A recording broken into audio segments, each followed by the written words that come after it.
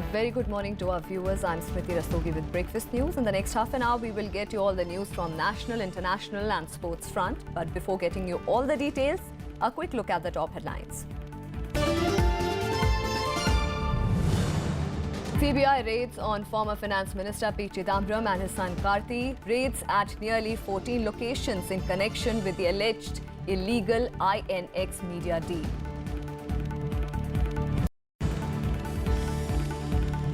International Court of Justice says it will issue order on India's request for provisional measures in the Kulbhushan Jadhav case as soon as possible.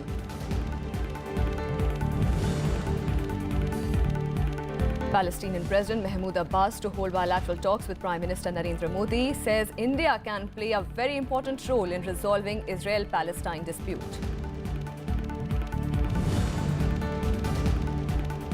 Sharp cut in fuel rates, petrol prices cut by 2.16 rupees per litre, diesel by 2.10 rupees per litre.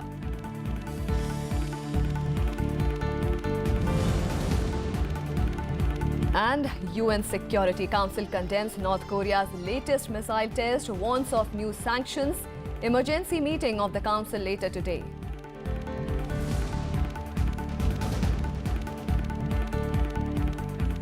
Our top focus today, there have been CBI raids on former Finance Minister P. Chidambaram and his son Karti Chidambaram in connection with allegations of facilitating illegal deal for INX Media. The raids are being conducted at about 14 locations across the country in Mumbai, Delhi, Gurugram and Chennai, including at their residence. The agency is investigating the involvement of P. Chidambaram since he was a union minister then.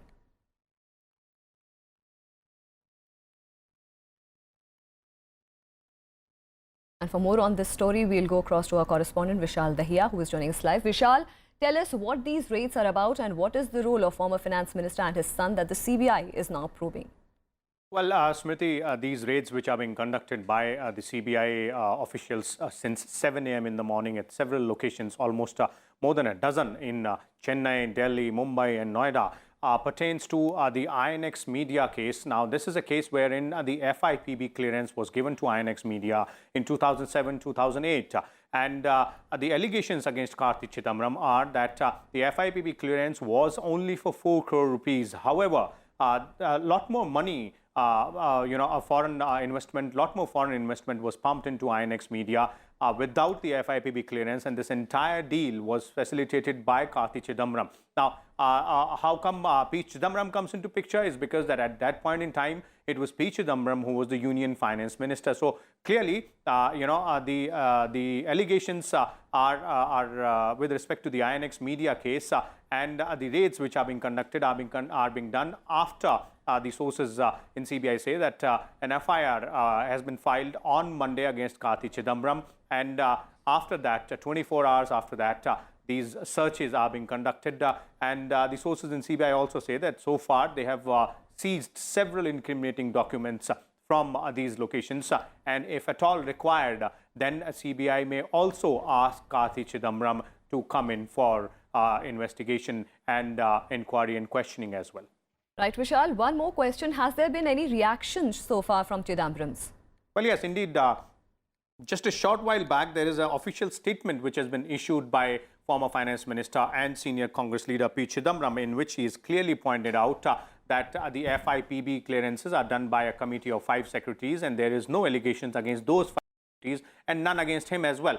But the government, the former finance minister P. Chidambaram alleges that the government, by using CBI, is targeting Karti Chidambaram, his son and his friends, and they've got nothing to do with this particular deal or any other such FIPB clearance deal. And what P. Chidambaram alleges the government is of trying to silence him, because he says that he's been writing against the government on several issues in the recent past, and this is another effort by the government to go ahead and silence him and target opposition leaders by using the CBI, the Central Bureau of Investigation. So clearly, the round of allegations and counter allegations between the opposition and the government has come into picture now, and we can expect a response to this particular statement from the ruling party BJP in a short while.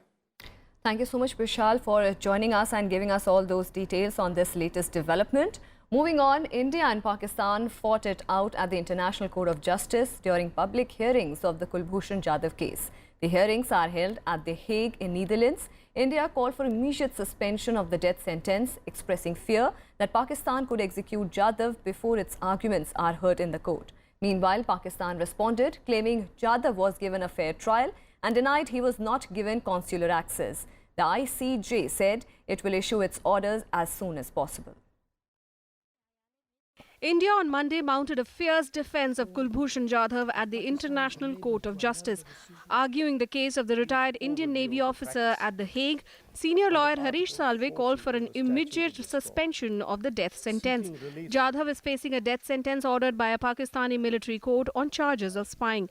India said Pakistan had denied Jadhav even his basic rights. Accusing Pakistan of violating the Vienna Convention, India said its requests for consular access was denied 16 times. India asserts in its application that Pakistan has not provided consular access to Jadhav all along, from the time of his alleged arrest until the present, despite repeated entreaties by India. Pakistan offered no explanation in its exchanges with India as to the reason why it has not provided consular access, whatever may be the reasons that Pakistan may proffer in defense of its acts and omissions. India also expressed fears that Pakistan could execute Jadhav even before its arguments are heard. India's attorney Salve said Jadhav was framed on confessional statements extracted from him when he was in military custody. He described Jadhav's trial process as farcical and stressed that Pakistan did not respond to Jadhav's mother's plea to see her son. The events that have transpired since March 2016 establish the farcical nature of the trial and leave no manner of doubt that in the present case the violation of consular access in the Vienna Convention has been destroyed, and this has destroyed any credibility and sanctity that the verdict of the military court in Pakistan may have in international law. In its appeal to the ICJ, India asserted that Jadhav was kidnapped from Iran, where he was involved in business activities after retiring from the Indian Navy. India said it approached the international court as the situation was grave regarding Jadhav's case. It only shows that the illegality arising out of violation of the Vienna Convention continues unabated. The information in public domain suggests that the appeal will be heard by a tribunal presided over by a two-star general. The death sentence stands confirmed by the Chief of Army Staff, a four-star general. It strains credulity to believe that the Court of Appeal will have the degree of impartiality and independence and decide the matter uninfluenced by these events. The appeal will be heard when Jadhav continues to be incommunicado and deprived of consular access. The military spokesman candidly, in his press briefing, admitted that he did not see any chance of the verdict being overturned.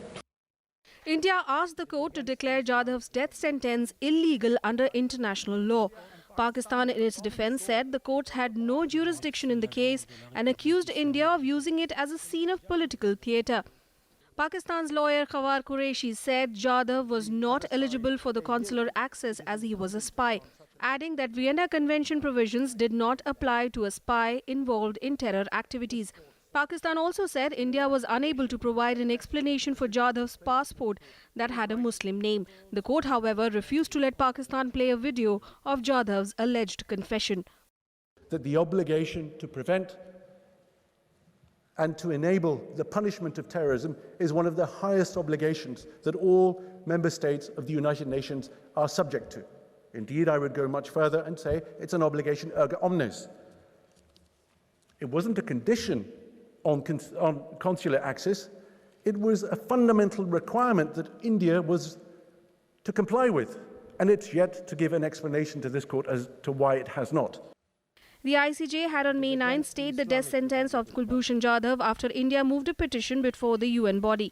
A Pakistan military court awarded the death sentence to Jadhav last month for alleged espionage. He was arrested on March 3rd last year. Bureau Report, Rajya Sabha TV.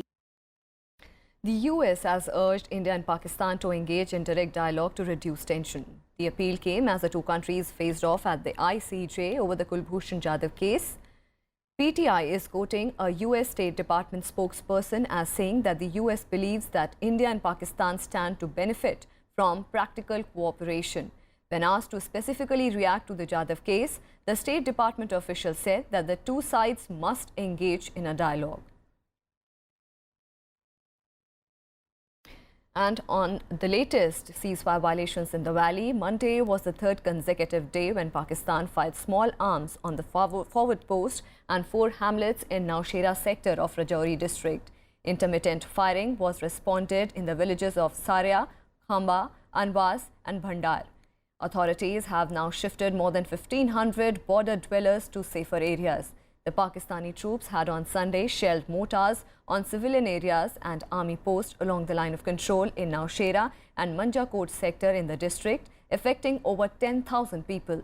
51 schools in the area have been closed for an indefinite period, while 36 in Manjakot and Dungi zones have been closed for 3 days due to the shelling, warning Pakistan of a retaliation to any mischief being engineered from its soil. Union Minister Jitendra Singh assured that Indian Army is giving a befitting reply to the Pakistani ceasefire violations. छोटे बच्चे हैं, बच्चों की परेशानी है, ठीक से रह भी नहीं रह रहे, वो पक्के भी नहीं है हमारे पास। बड़ी मुश्किल से यहाँ पे पहुँचे हैं। वहाँ पे इतनी ज़्यादा गोलाबारी हो रही थी कि हमारे घर से निकलना मुश्किल हो गया था। लोगों के घरों में इतना नुकसान हुआ है कि कुछ कहने की बात नहीं है। Meanwhile, Palestinian President Mahmoud Abbas, who is in India on a 4-day visit, has said that India can play a very important role in resolving the dispute between Palestine and Israel.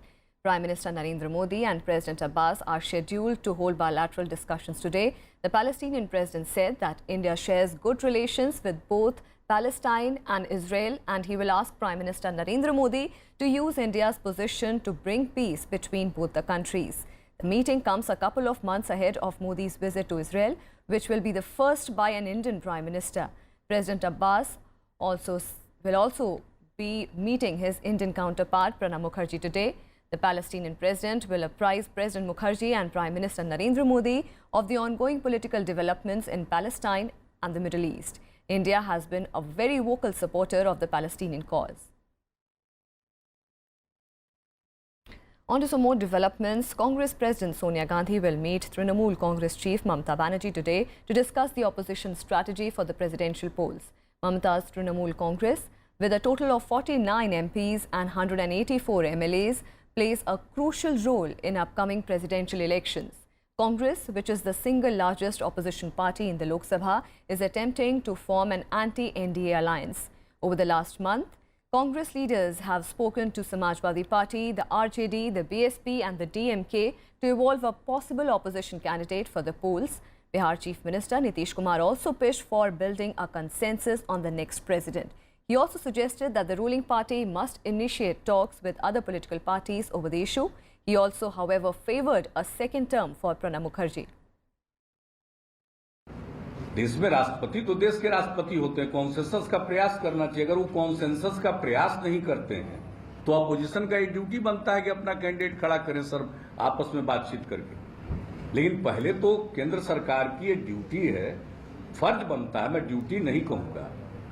अब तक के जो उद्धरण है सामने, उसमें केंद्र में बैठे हुए लोगों को पहल करना चाहिए और पहल करके सारे पार्टियों के बीच से बात करना चाहिए।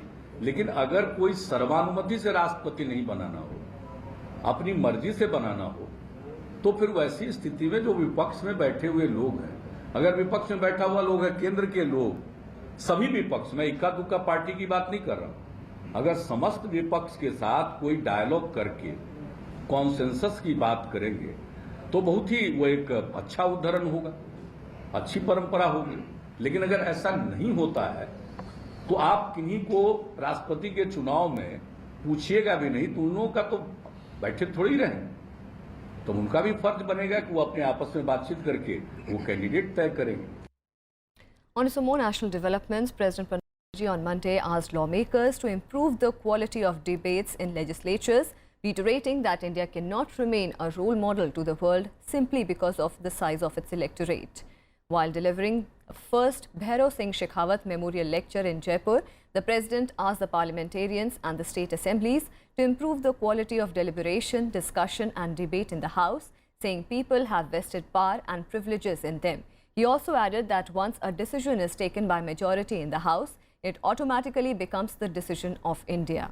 The president recalled prominent political personalities in the early days of Indian politics and asked lawmakers to continue the tradition established by them. Meanwhile, Prime Minister Narendra Modi unveiled the Narmada Seva mission at Amarkantak in Madhya Pradesh on Monday. The event marked the Narmada River Conservation Awareness Campaign that was launched last December. Madhya Pradesh Chief Minister Shivraj Singh Chauhan delivered an address on the occasion. He said the movement will move to other rivers as well. Madhya Pradesh had recently declared the Narmada as the living entity with all the legal rights due to a person. Prime Minister also spoke about combating the river pollution and congratulated the Madhya Pradesh Chief Minister for undertaking the noble cause. फिर नर्मदा की सेवा का संकल्प लीजिए और नर्मदा जी से बाकी नदियों पर भी अभियान जाएगा। छिप्रा पे शुरू होगा, ताप्ती पे शुरू होगा, बेतवा पे शुरू होगा, चंबल पे शुरू होगा और एक नया इतिहास मध्य प्रदेश नदी के संरक्षण का बनाएगा। हिंदुस्तान में कई नदियां हैं, नक्शे पर निशान है, पानी का नामो निशान नहीं है। मां पृथ्वी की रक्षा के लिए, नदी की रक्षा के लिए, पर्यावरण की रक्षा के लिए, मानवता की रक्षा के लिए इतना बड़ा अहम कदम उठाया है और इसका नेतृत्व करने के लिए मैं शिवराज जी को, उनकी पूरी टीम को और मध्य प्रदेश की जनता को बधाई देता हूं। With that, time for a very short break. More news and updates on the other side. Stay with us.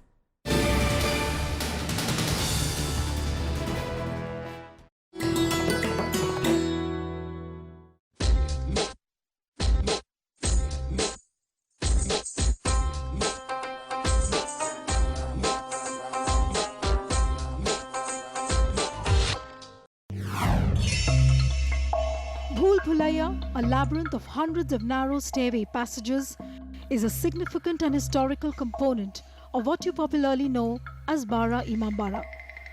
Some of these narrow stairways have dead ends, some end at precipitous drops, while others lead to entrance or exit points. Historically, Bhul Bhulaiya was constructed to confuse the enemy intruder, and the narrow lanes of the labyrinth can make anyone feel lost. The structure contains various strategically built hollows in the corridors.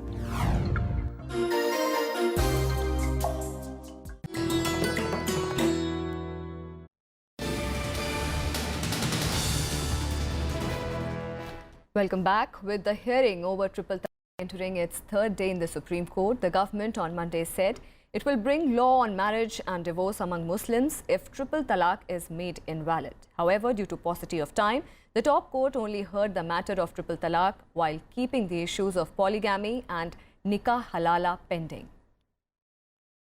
The centre on Monday told the Supreme Court that if it struck down the practice of triple talaq, it will bring a law on the issue. Arguing on behalf of the centre, Attorney General Mukul Rohtgi said that the government's intent is to bring in a legislation on triple talaq. Rohtgi also conveyed that the practice violated Muslim women's right to equality within the community and also within the country. He added that at a time when theocratic countries like Pakistan and Afghanistan are moving towards reform, India, despite being a secular country, is still debating it. So if they try to strike down triple talaq, as is the argument that has been placed before the Supreme Court, then triple talaq will go. Why do you need legislation then? Where do you need legislation? It's only if the Supreme Court doesn't strike down triple talaq, then they will need legislation. But if it goes, then why do you need legislation? I think the Attorney General was trying to convey that they were, or the state is against talaq per se. All forms of divorce will go.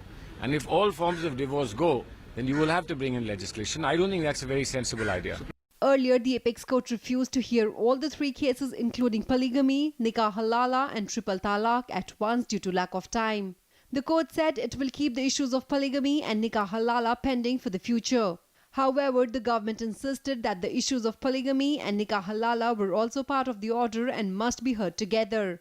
मर्दों को तलाक देने का अधिकार दिया गया है, इसी तरह से औरतों को भी इस्लाम के अंदर बराबरी के साथ खुला लेने का अधिकार दिया गया है।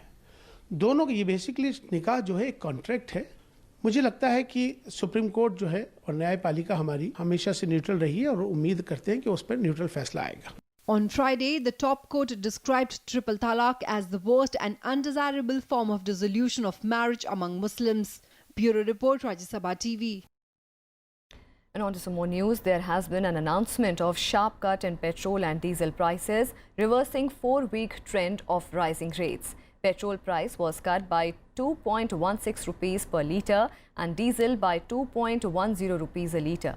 The reduction comes on back of a marginal 2 paise a litre increase in petrol and 52 paise per litre hike in the diesel rates, effected from May 1st. Actual reduction in the price will be more after taking into account local VAT. Petrol in Delhi will cost 65.32 rupees a litre. Similarly, a litre of diesel will be priced at 54.90 rupees. In a statement, the Indian Oil Corporation said the movement of prices in the international oil market and rupee-dollar exchange rate will continue to be monitored closely, and developing trends of the market will be reflected in future price changes. And as many as 10 state transport corporation unions in Tamil Nadu are on indefinite strike from Monday. This has badly affected commuters in the state. The transport unions are linked to opposition DMK and left parties. The strike was called after several rounds of talks with the government on issues including upward wage revision failed. They are now demanding the government to fulfill their demands and are objecting hiring of drivers on ad hoc basis to cripple the strike. The state government has appealed to the employees to end the strike and blamed the opposition-backed trade unions for politicizing the issue. The government has also issued an order for disbursing 750 crore rupees to employees, and Chief Minister K. Palaniswamy has promised another sum of 500 crore rupees by September. தொழிலாளர்கள் இன்னைக்கு விலைவாசி உயர்வு கேட்டபடி சம்பள உயர்வு 3 ஆண்டுகளுக்கு ஒரு தடவை நடக்கணும். அது அரசே வந்து காலம் தாழ்த்திக்கிட்டு இருக்கு. நாங்களும் முதல்வர் இறப்பு மற்ற சம்பவங்கள் கால பொறுத்திருந்தோம். हम लोग कलकत्ता से आ रहे हैं। हम लोग को यहाँ से कन्याकुमारी जाना है बस का स्ट्राइक है, हम लोग को कितना परेशानी हो रहा है. That has to be taken by their respective corporation. Doesn't mean that they should affect the common public. On to some international developments. Chinese President Xi Jinping, in his concluding speech on Monday, called China's first Belt and Road Summit a success and declared that the second one would take place in 2019. She addressed almost 30 leaders on the second and the last day of a forum on his new Silk Road plan.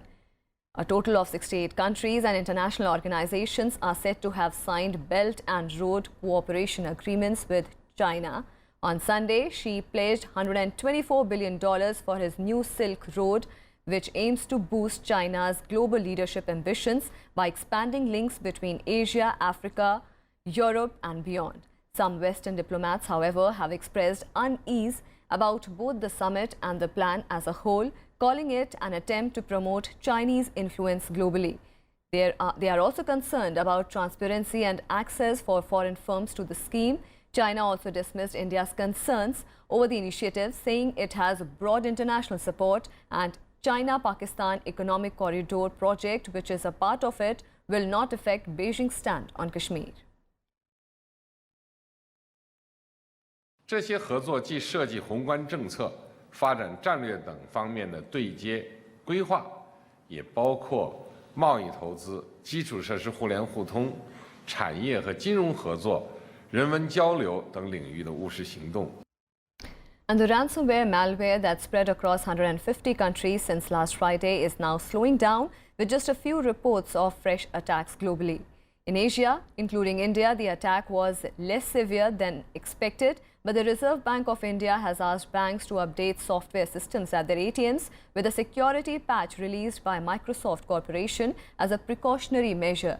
A spokesperson for police agency Europol said the situation in Europe seems stable. In the UK, a 22-year-old named Marcus Hutchins is being credited with stopping the WannaCry ransomware attack spread. The British cybersecurity researcher is now working with the government's National Cybersecurity Centre to prevent a new strain of the malicious software. As the threat reduces globally, focus is now on where the malware originated from. Microsoft on Monday blamed governments for storing data on software vulnerabilities, which could then be accessed by the hackers, also claiming that WannaCry malware may have been stolen from the US National Security Agency. Что касается источника этих угроз, то, по-моему, руководство Microsoft об этом прямо заявило. Сказали о том, что первичным источником этого вируса являются спецслужбы Соединенных Штатов. Россия здесь совершенно ни при чем. Мне странно слышать и в этих условиях что-то другое. Although we've never seen anything on this scale when it comes to ransomware attacks, they are relatively common, and there are things that you can do, that everyone can do, all of us can do to protect ourselves against them. In particular, making sure that our data is properly backed up and making sure that we are using the software patches, the antivirus patches that are sent out regularly by manufacturers. And these are things that we can all do to reduce the risk of the impact that we've seen over the last 48 hours. And the United Nations Security Council has unanimously condemned North Korea's latest missile test and warned of new sanctions. The UNSC will be meeting later today to discuss the developments. Meanwhile, Russian President Vladimir Putin too condemned North Korea's latest missile launch as dangerous, but warned against intimidating Pyongyang, saying that talks were the right way forward. Here are more details.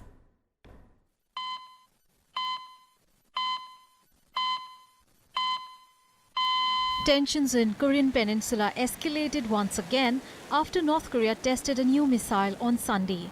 Pyongyang claimed that it is capable of carrying a large nuclear warhead. While there was no immediate confirmation of the claim, analysts called it North Korea's most successful missile test ever. They also felt that it was a significant advance in its quest to build a nuclear-capable intercontinental ballistic missile, or ICBM. 今回